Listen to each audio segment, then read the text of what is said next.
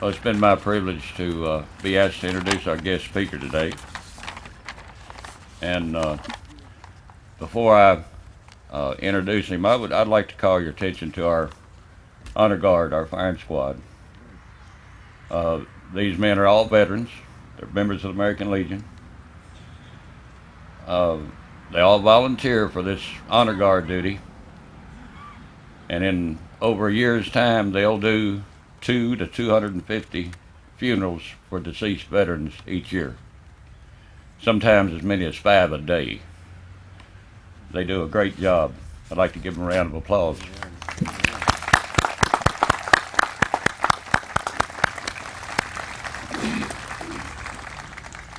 Now our guest speaker today is going to be retired Colonel Steve Parker, which I'm sure a lot of you folks know Colonel Parker.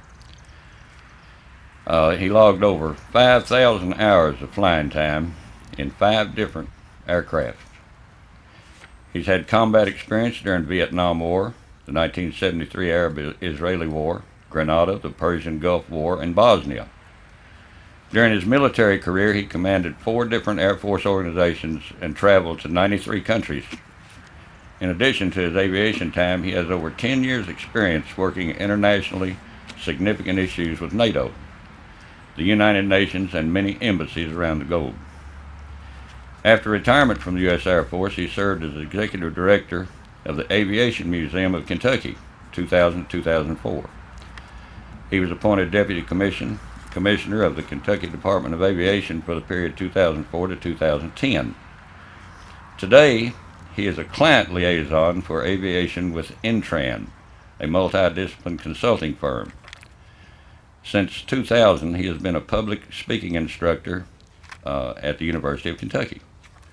Colonel Parker is director of the Kentucky Aviation Association, co-chair of the Air Transport Committee, Kentuckians for Better Transportation, past director of the Bluegrass Military Affairs Coalition, and he teaches Sunday school at Porter Memorial Baptist Church, or Porter Memorial Church. Porter Memorial Baptist Church, right. Okay. And without further ado, I'll present to you Colonel Parker.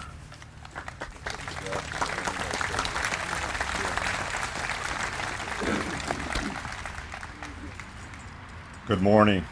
Is the sound okay? Can you hear it in the back?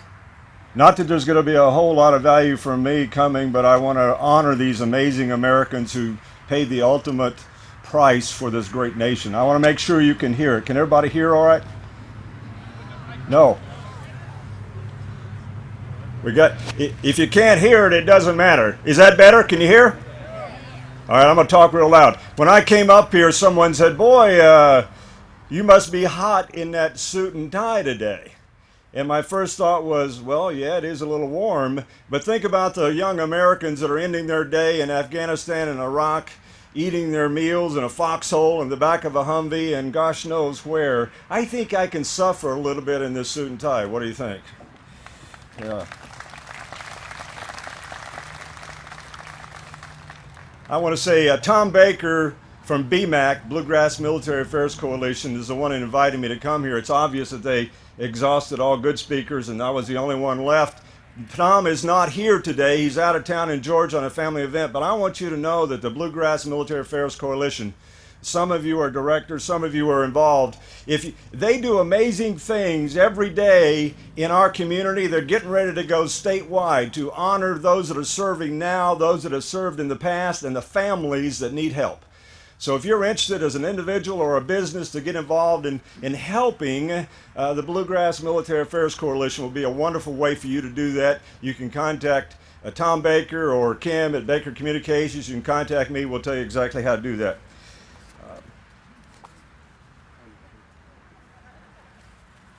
One of the worst things that can ever happen to you as a public speaker is you stand up and you look at your first note and it's not your first note. So somehow you got, or we'll get through this one way or the other. As I see so many of my friends from different veterans organizations in different places and here this morning, and I'm so, first of all, I'm so humbled to try to speak on Memorial Day. Do you realize how important this is?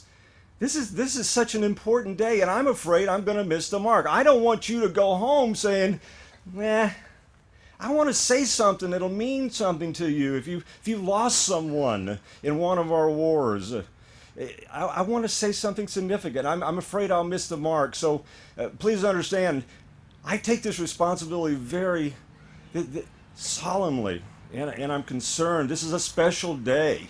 Not only a beautiful day in this beautiful place, in this amazing state, in this great nation. You know, Memorial Day I'm not going to give you a history lesson, but it started in 1868 to celebrate the Civil War dead, and then it only became a national holiday in 1971. That's the end of the history lesson. So it's relatively new, but isn't it special? Isn't it meaningful for us, for sure? But if you were a foreigner and you just happened to place yourself in America, and certainly in Lexington in the last couple of weeks, you'd think Memorial Day was a day to buy a new mattress, buy a new piece of furniture, or buy a new car. I'm all for that. Capitalist to the core, right? I'm all for that. I was driving down to Middlesboro on airport business Thursday night, and I was listening to a Corbin radio station. There was a young man as DJ. He sounded real young. He was going on about how excited he was to have Monday off. He was so excited to have but he never said why. And in the next three commercials selling various products, Memorial Day sale. But so over a 15-minute period, all talking about the day off and Memorial, no one really talked about the significance of it. That bothers me just a little bit.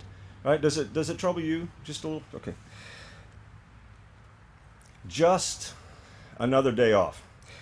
I've been a Kentuckian since 1997. God blessed me so much when he sent me to Kentucky. And now it's my home. And you didn't get to vote on it, but I'm one of you, and how blessed we are to be Kentuckians. Are we not? This is a great state. But every now and then something happens that troubles me just a little bit because we have such a wonderful, interesting place. 9 years ago, in 2002, there was an editorial. It's actually a column in some newspaper in the state. I'm not going to identify the newspaper, written by some columnist. I'm not going to identify who he or she was, but I've kept the article for 9 years. Every Memorial Day, I pull it out and I reread it. God bless America for we can have differing opinions, differing points of view. We are so blessed. That's why you veterans and those that have died, that's why we served, right? That's important. That's the way it ought to be. But sometimes I want people to think more of the way I do. Do you ever feel that way? So here's this editorial from 2002. Again, author, newspaper, not to be named. But this person says, for me, Memorial Day doesn't conjure up images of sadness or joy, patriotism or treacherous behavior. It is simply a day off from work. I know this is politically incorrect, a bit ungrateful, and quite possibly wrong, especially to those who hold this weekend special. Then this person goes on to say, I won't be going to a cemetery and there will be no flags evident at my house. That doesn't mean I'm unpatriotic or ungrateful. It simply means I will be enjoying a day off my way. And I hope you do too. This person has absolutely the right to feel that way.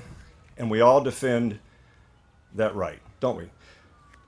But I wish, if you know anybody who feels that way about Memorial Day, and I do, try to influence them. Tell them a little bit about what it really means, particularly our young people, don't you think? I see some of you brought children today. Bless you for that. They need to learn the importance of honoring those who have paid the ultimate sacrifice for people they don't even know, right? So thank you. That's awesome.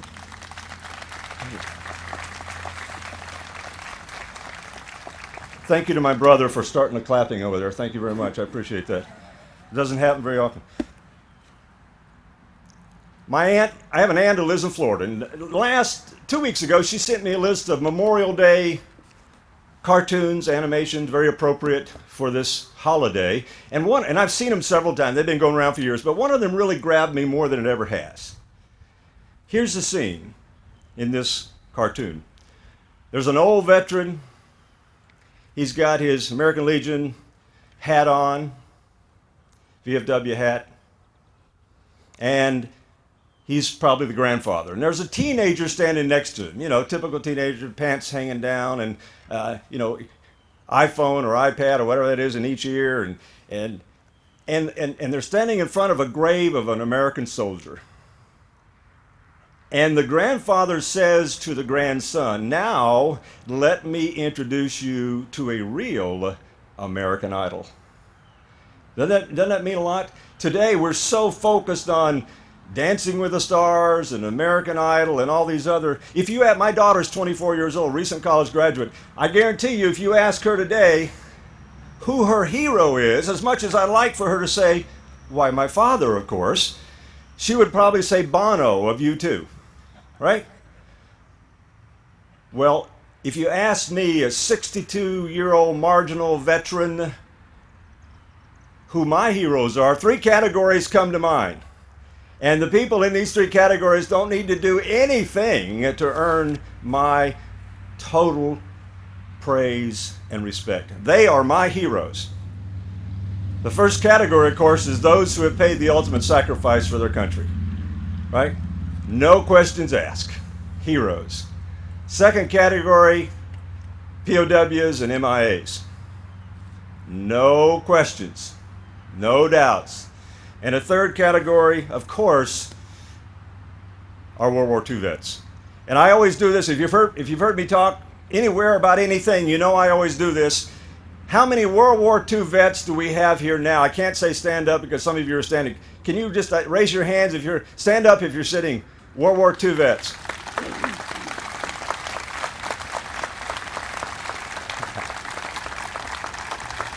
Yes, sir. All right.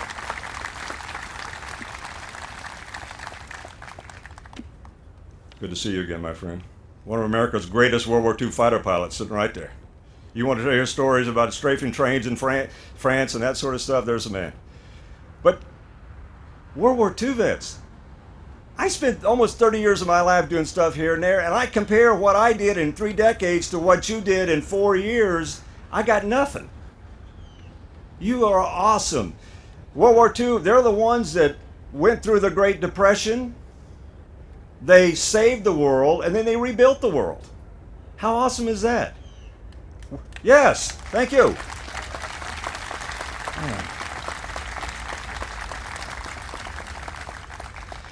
If you are a World War II vet or you have one in your family, you get them into a classroom as soon as you can. We've got to introduce our young people to some of America. Yes, the greatest generation. Some of these heroes, right? Please do that. George Washington, Commander-in-Chief, once said, "The willingness with which our young people will fight in any war, no matter how justified, shall be directly proportional to how they perceive the veterans of earlier wars were treated and appreciated by their country." I think that's appropriate today. Like that guy, I'm sure, appreciated his breaks, right? God just sends me little things periodically. It is so wonderful. Thank you very much. George Washington had it right. He said it way back in the day, and I think it fits today in 2011. Over the time of America, all the wars we've been involved in, even including World War II, less than 10% of Americans have ever served in the military. Today, I think it's 1 or 2%. I'm not sure about that number, but it's way less than 10%. But the other 90 or plus need to appreciate the services of those that do, especially those that we're honoring today, who paid the ultimate sacrifice, and their families. Think about that, the impact it has. Look at all the soldiers and sailors and airmen and Marines and Coast Guardmen that we lost in World War II, and think of the families that are impacted. And some of you are here today.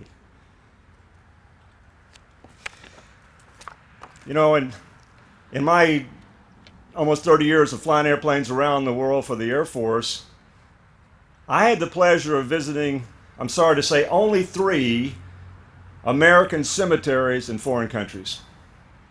And I started talking about this a couple weeks ago.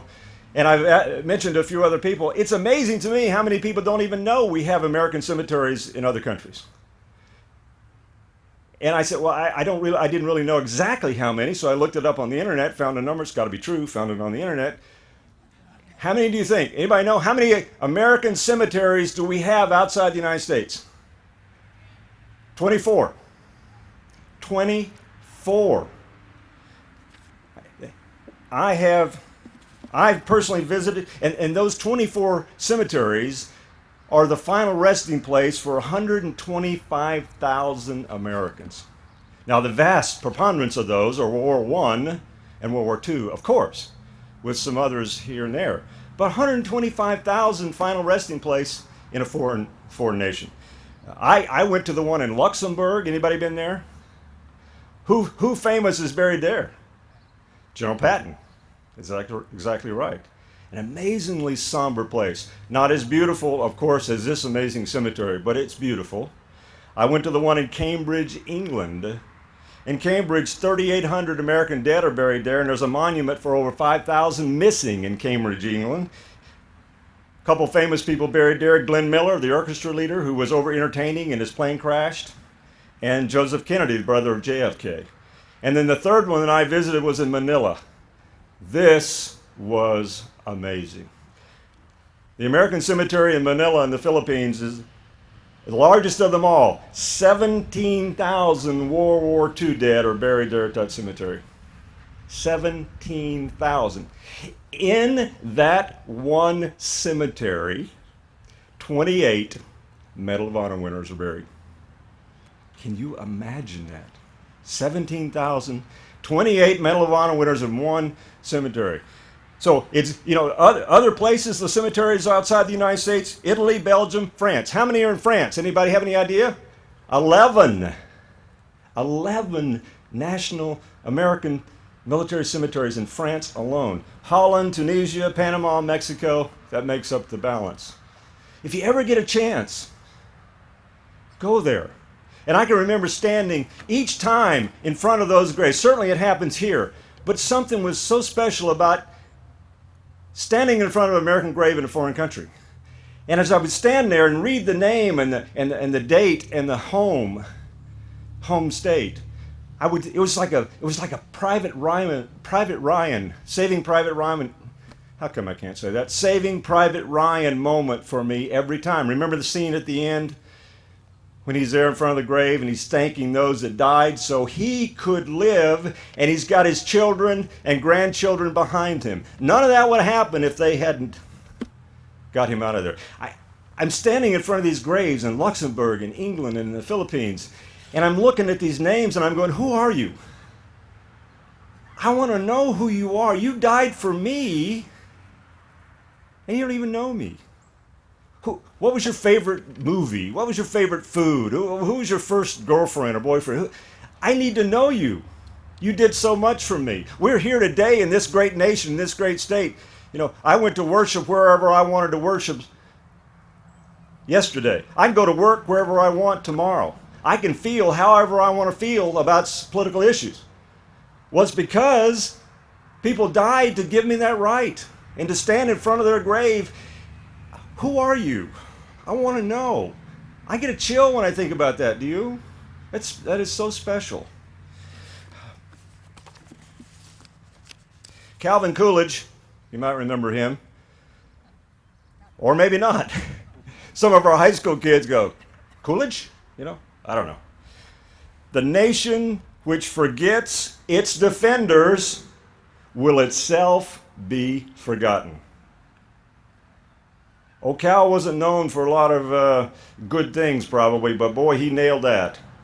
The nation which forgets its defenders will itself be forgotten. Every time I get to speak at Veterans Day or Memorial Day, I read the same poem. About 10 years ago, when was it? When was the 50th anniversary of Korean War? That was 2004? Some of the veterans, I can't remember. But anyway, about 5 or 6, 7 years ago, we had a ceremony that I had a small part in, and I found this poem, and I want to read it to you again.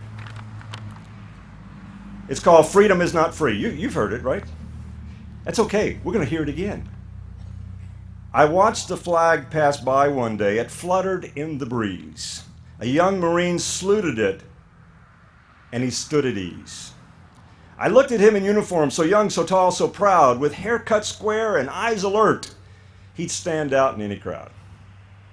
I thought how many men like him had fallen through the years, how many died on foreign soil, how many mothers' tears. How many pilots' planes shot down, how many died at sea. How many foxholes were soldiers' graves? No, freedom is not free. I heard the sound of taps one night when everything was still. I listened to the bugler play and felt a sudden chill. I wondered just how many times that taps had meant amen, when a flag had draped a coffin of a brother or a friend. I thought of all the children, of the mothers and the wives, of fathers, sons, and husbands with interrupted lives. I thought about a graveyard at the bottom of the sea, of unmarked graves in Arlington. No, ladies and gentlemen, freedom is not free. That was written in 1988 by a high school junior ROTC student. I hope he's doing great right now. I should have looked him up, but I didn't. I hope he's doing great, because I've used this for years, and I will use it every time I talk on Veterans, POWMA Recognition Day, any day, because to me that means so much, and I think most of the old veterans can appreciate that as well. There's another quote that I'm going to read to you, and if you're keeping score at home, I'm almost done. Tom Baker said 12 to 18 minutes. Good luck with the 12, just pray for the 18, right? Right. Okay. I'm a Baptist, you need to know that. So as long as there's daylight, we got plenty of time to preach. 19th century British philosopher John Stuart Mill said this, and I agree. War is an ugly thing, but not the ugliest of things. The decayed state of moral and patriotic feelings which thinks that nothing is worth fighting for is much worse. The person who has nothing for which he is willing to fight, nothing which is more important than his own personal safety, is a miserable creature and has no chance of being free unless made and kept so by the efforts of better men than himself. I think Mill had it right, and I think fortunately for all of us, America has been blessed throughout our history by such men and women who were willing to step up and serve, and often many have given their lives, right? Isn't that amazing? And today we have an all-volunteer force, but around the world there are young Americans who are serving, and they don't have to. They choose to. I think that says a lot for America. All right. I'm going to close here, but I'm going to give you my faith is important to me, so bear with me. For the words of Jesus himself, John 15:13, greater love has no one than this, than to lay down one's life for his friends, or to lay down his or her life for people that haven't even been born yet. Think about that. I feel a connection when most of the graves here are Civil War. I feel and I go to in front of a World War I or American Revolution grave, or certainly World War II, Vietnam, Korea, and I feel a connection. But I don't know them. But I know something important. They love this nation, and they paid a whole lot more than I've ever paid to serve her. As you all leave here today, there's a lot of things going on. I heard people talking. There's a lot of picnics, family reunions. There's all kind of things going on. Some people are going to go out and buy a mattress or a car or a piece of furniture, right? God bless America. Please do that. But when you leave here today to do whatever it is you're going to do, or when you go to work tomorrow or go to school tomorrow, I want you to carry 3 words in your heart: duty, honor, and country. And remind your friends and colleagues who made America great. We are in their debt more than a lifetime of Memorial Days could ever pay. Don't you think that's true? And in my closing comment, and some of you are going, it's about time. Don't forget, June 6th is coming up a week. Is that a week from today? I think it is. A lot of amazing Americans died on that day. Is there anybody here that was in the Normandy invasion? Every now and then I get to meet one. What an exciting time that is. Please remember the D-Day invasion. Please remember June 6th. It's important. Thank you for allowing a humble, marginal little vet to speak to you. Most of you are more qualified than me, but since I had the microphone, I did the best I could. Thank you. God bless you all, and God bless our great country.